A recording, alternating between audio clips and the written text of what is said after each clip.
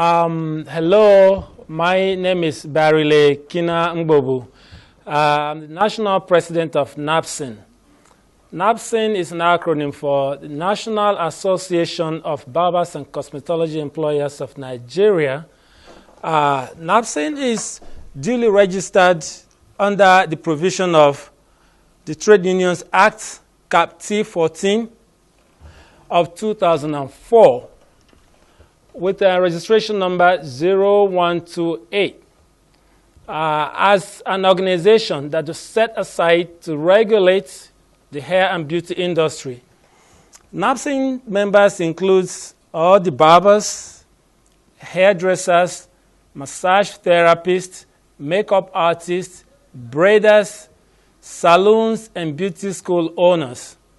As you know, this is a very critical time in the world, not only in our country, but I have to personally thank the government of Nigeria, of course. The way they've handled the entire pandemic is incredible. They really, stepped up, ensure that those coming in are properly checked. As a matter of fact, I came in the country during the peak of this whole thing, and NCDC did an excellent job of checking, keeping contacts, keeping people away from each other, especially this social distancing is very, very important. And that brings me to our industry, the hair and beauty industry. And at this time, it's very critical for us, stay-at-home policy. And of course, we all know that in our industry, in the private sector, we are the highest employers, and we are day-to-day income, earners. The way we go out and what we do, that's how we eat. But this stay-at-home is being very, very, sad in that situation, and this pandemic has been a setback to our people. But I'm trying to use this time to talk to our members, potential members, and if I have to be very frank, we probably run up about 19.5 million potential members in the hair and beauty industry. That includes, as I mentioned earlier, all the hairdressers, the barbers, the makeup artists, massage therapists, beauty schools, and salon owners, and braiders, of course. So the question is, what should we do? And how do we handle this situation since that we cannot go out and do the jobs that we do to make a living? As an organization, trade union organization, we've put up some modalities in place.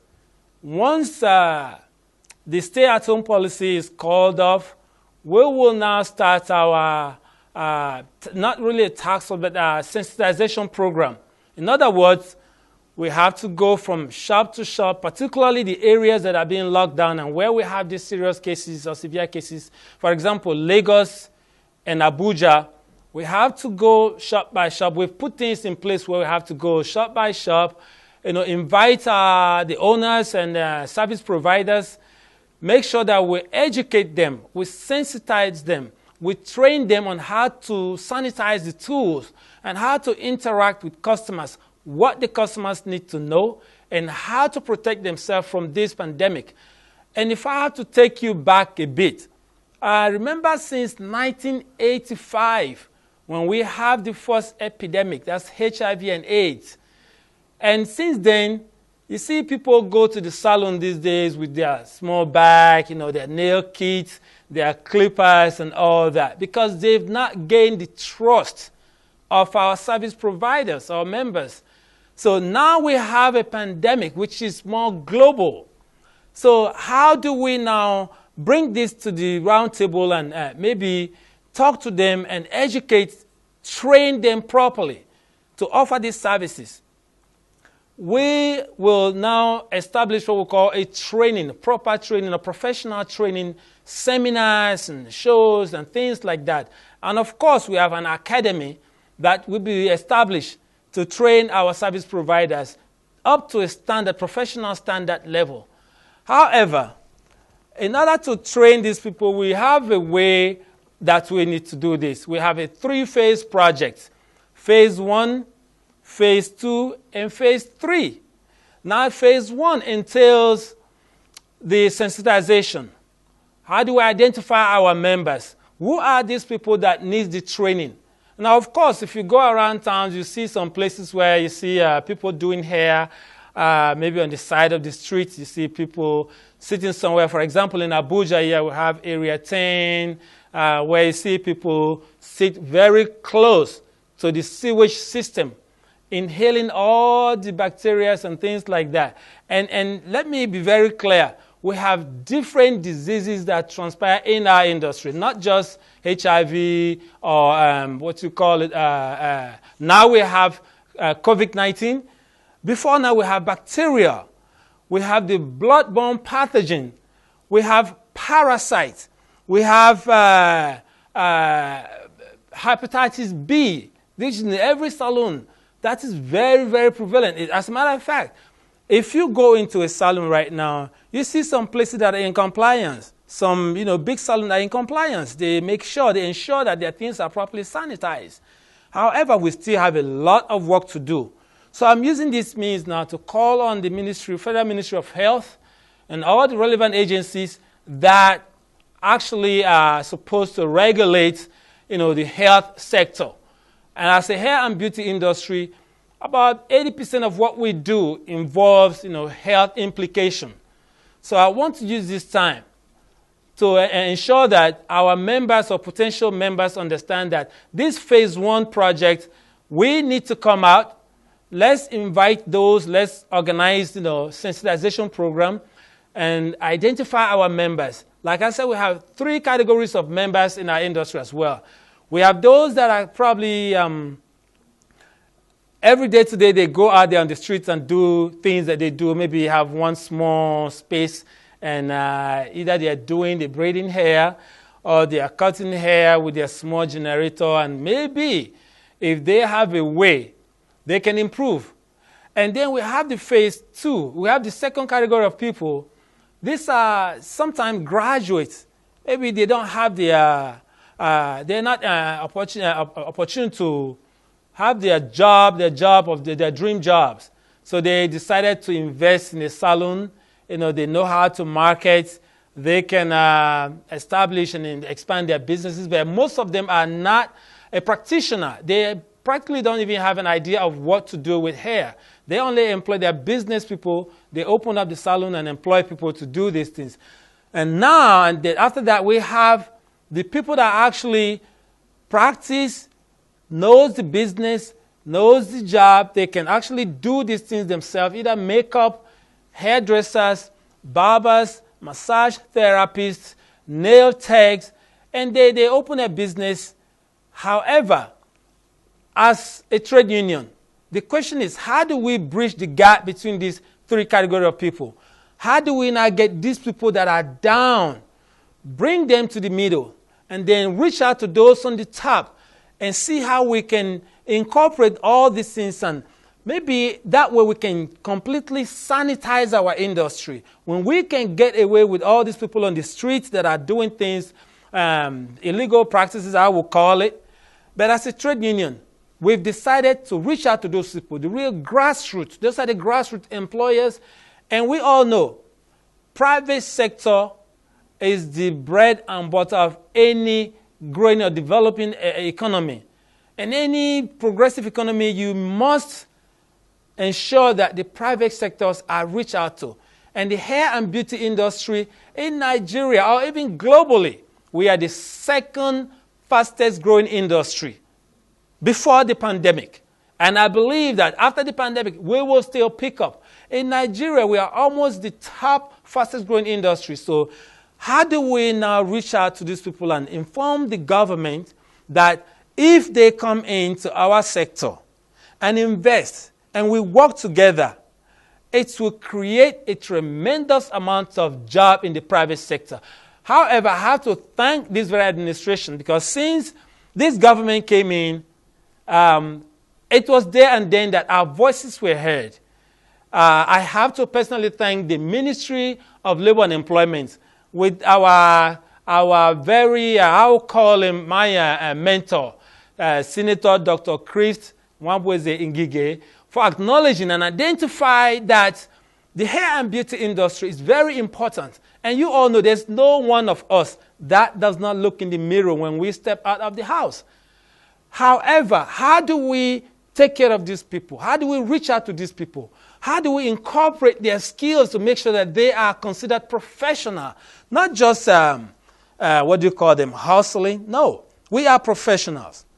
And of course, I understand the reason why some people consider us common. Yeah, we are common, all right? We are very common because you need our services on a daily basis. Before you leave your house, before you step in that mirror and talk to the television, if you're a National Assembly or House of Rep, before you step out and go to that hall, you have to look good. Of course, we all know looking good is good business. But I have to use this time to ensure that our members understand that there is something at stake at the moment. Number one is the sanitary practices. We have to ensure that we work with the relevant agencies. As far as the health, Ministry of Health is concerned, the COVID-19 task force, we will now see how we can reach out and see how we can train our people and reach out to them, go to the grassroots, because we are the one that actually meet the grassroots. And of course, we all know the fact that sometimes we'll see people will say we'll do empowerment program. But yeah, of course. But how about we are trying to paraphrase the empowerment program and we'll make it what we call, I personally call it investment program, youth investment. That's exactly what we intend to do. Because this time in Nigeria, we need to do more than just empowering. We need to do about investing. So how do we invest in the youth? And giving an example of all our elites and all the people in offices, they invest in themselves. Go to school, graduate, go further in their careers, and in that process, they invest in themselves. So how do we invest in those in the private sector? Well, NABCEN, which is the National Association of Barbers and Cosmetology Employers of Nigeria, are bringing up this program, which is called Youth Investments. So we want to use this time to actually invite all those that, if you are looking for investments. In the third phase of our project, which is strictly on investment, we will open the door. We have people that intend to invest in our products, SMEs, anything, any type of investment. Having this huge number in our industry, over 19.5 million potential members, we can now invest. There is no way you will look for people. We have the market. We have the people. So let's engage in this investment opportunity. In the phase 2 of our project is where the training will come in. We also invite those that want to, open up academies, institutions and private schools and how we can train. We've designed a curriculum that is of world-class standard. Of course, as the president of this union, I have taken that personally. That's a personal tax on me. As a professional, I have to give you a brief background of myself. I actually schooled in the U.S. The school I attended was called Michael School of Hair Design and Aesthetics. And you have to pass certain criteria. You have to meet certain standards to be able to practice in the hair and beauty industry. So the question is, why can't we do that in Nigeria? Not only because of the U.S. standard, but we have to be able to compete globally. Let's see how we can set up a professional standard that will reciprocate other places in the world. Ghana have a union where I actually, in working with the Ghanaian union as well. And in South Africa, they also have a trade union in the hair and beauty industry. So Nigeria, I think we have to take the lead. And I'm here to ensure that this industry, the hair and beauty industry, portrays the image that those of us out there will respect. Not only when you see people walk in the salon, you think we are the least of the least. We are not. We are professionals. But we owe ourselves an obligation to prove to the public by educating ourselves and informing the public of what we do. It's not only grabbing clippers or comb, sit down and braid. No. There are theoretical aspects of this. We have to study a little bit, particularly the laws that governs in respect to the laws of the land. And I believe that this administration are really, truly bent on doing the right thing. And I have to commend the government of our own, President Muhammadu Buhari, for reaching out and looking down to the bottom. The way they've been able to reach out to the youth and the less privileged is tremendous. It's impeccable. I'm so impressed. We've been on this project for over 7 years, but since this government came into office, we were able to have at least our voice heard. And now, as I speak with you right now, we've been able to reach out to other parts of this country. Again, let me make sure I clear the whole thing that this is a trade union and is approved by the Federal Ministry of Labor. But we are in charge of the entire hair and beauty industry across the 36 states, including the FCT. Soon as this whole pandemic subsides, we will start our program and our outreach program. I think we intend to start in Abuja, and particularly I think we've picked up Buhari Area Council. Reason being that we have people on the ground out there that knows what to do. They are all together. They are in sync. They've embraced the idea. And of course, there's nobody that will not embrace this idea. And remember, as a trade union, the key word is union, unity, unite. So if all of us can come together and unite, there is nothing we cannot do. And I believe that being the hair and beauty industry, we will attract some of the best in the country, particularly those in the fashion and maybe entertainment industry, every sector. So I want to right now invite all of us from all walks of life to join NABCEN in our campaign on sensitization, youth empowerment, youth investments, SMEs program. We have lots and lots to offer to our members. And I have to assure our members that if you ask me right now, do anyone that works in the salon have any retirement benefit? No, we don't. Because believe you not, the salon owners cannot provide retirement benefit. They cannot provide, they don't have enough to provide health insurance. But if we come together, we cannot have these things, provide health insurance for our workers, provide retirement portfolios, see how we can invest in our own businesses, and see the things we can do to come to help ourselves. So if we come together, I think the sky is our limit. So I believe that right now, we are still at kickoff. It's almost ready. Once the whole pandemic subsides, we will come back and start our project. Again, I want to thank you all for listening. You can reach us on the website www.nabcen.com.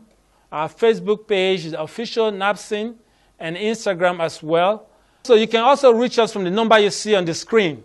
So we will be in the office. If you have to, you can reach us definitely. If you go on the website, you see our contact information. NABCEN, contact@nabcen.com is our email, or president@nabcen.com to my personal email as well. So thank you, and I will reach back and look out for our activities as soon as this is over. Thanks again.